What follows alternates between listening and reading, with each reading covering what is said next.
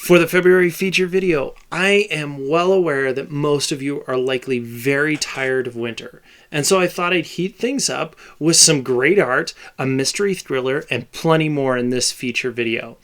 As always, if you like anything that you see in the video or hear in the video, please consider supporting the creators by following the links and maybe buying some of those amazing works featured in the video. As a final note, before we get to those creators, if you do love winter, then you may need to see a doctor for a prescription of warm summer days, and see you in the fall. First up to warm up the day is... Please welcome Sean G. As you can see from these images displayed, Sean G has a very unique and abstract art style that really is just quite colorful and vivid. From his own words, he states, "About me, the condensed version. Homeschooled art nerd from Wisconsin. I went to music school but hated it.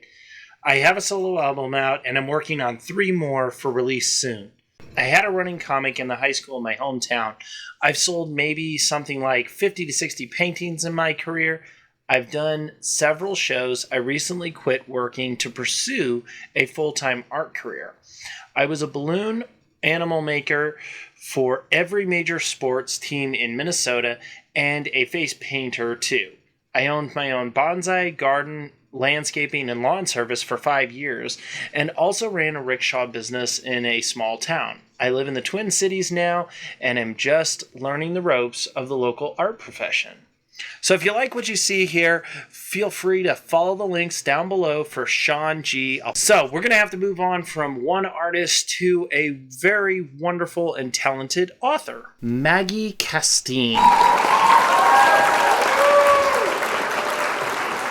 This is a sequel to her Kathy Hamilton series. Maggie's description states, "In the next installment to the Kathy Hamilton mystery series, a lot of changes are coming for Kathy. After a successful trip in the UK with the Brooks case, Kathy is back home in Rosemont and looking for a chance to work as an investigator. A local defense attorney, Bailey Clark, decides to give her a chance, but her first case could be her last. The client is accused of killing a young woman outside of Delaney's bar, but the only thing is, he can't remember what happened. Did he do it, or is something more sinister at work underneath? Kathy will follow the clues and discover the truth if it's not too late. Full of mystery, twists, and turns, Hush Now, Don't Cry will take you on a ride that will leave you wondering what's happening next." So just for you Fable watchers and listeners, I'm going to deliver the prologue of Hush Now, Don't Cry by Maggie Castine. Her eyes glanced across the room as she walked into the Irish bar. She took a seat at the bar and tried to blend in. "He said he'd be here at midnight," she said to herself. Sandy looked at the clock behind the bar. 15 more minutes to wait. She laid her purse on the bar in front of her and tried to stay calm. There were plenty of people there having a good time and making memories that they would laugh about later. Sandy just sat there, keeping her eyes forward. The last thing that she wanted was trouble. In just 1 week, her life had been turned upside down. "I'm just a waitress," she thought. "And now, after this, I'll be nobody." Sandy looked at the clock again when she saw a man walking towards her. "Oh no," she cringed inside. But it was too late. She had been noticed. "Can I buy you a drink?" Sandy looked up and saw a good-looking guy, maybe a little over 6 foot, leaning against the bar. "No, that's okay," she said, smiling. "I'm not going to be here much longer." "Aw, come on," he said with a sly smile.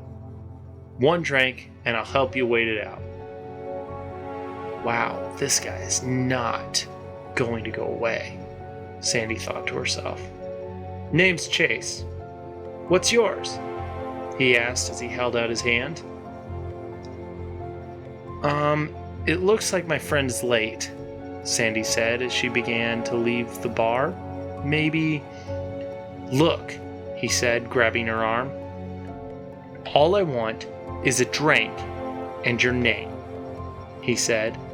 The smile had vanished. Stop it, she said, pulling away. You're hurting me.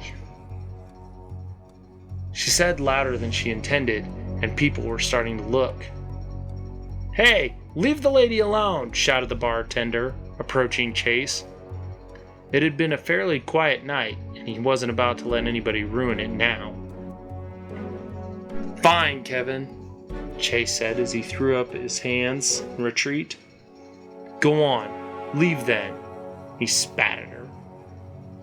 Sandy grabbed her purse and softly smiled at the bartender as she made her way out.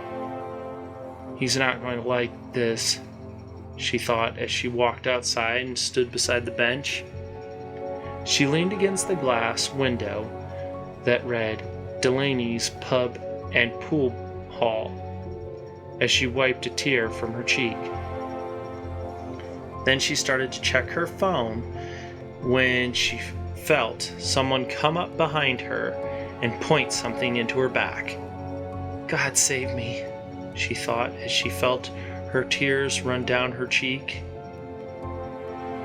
Shh, the voice behind her whispered. Hush now, don't cry. And then he slowly grabbed her by the waist. I'm going to take care of you. Sandy closed her eyes as they started to back into the alley. She knew what was coming. She had been found.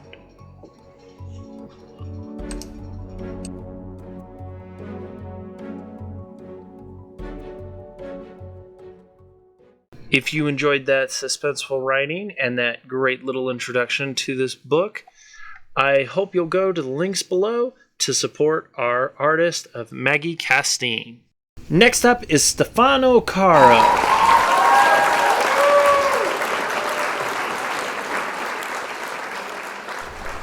I'm sure I butchered his name. However, he is an artist that does some very detailed and interesting art that ranges from comic book art to fantasy landscape and even caricatures.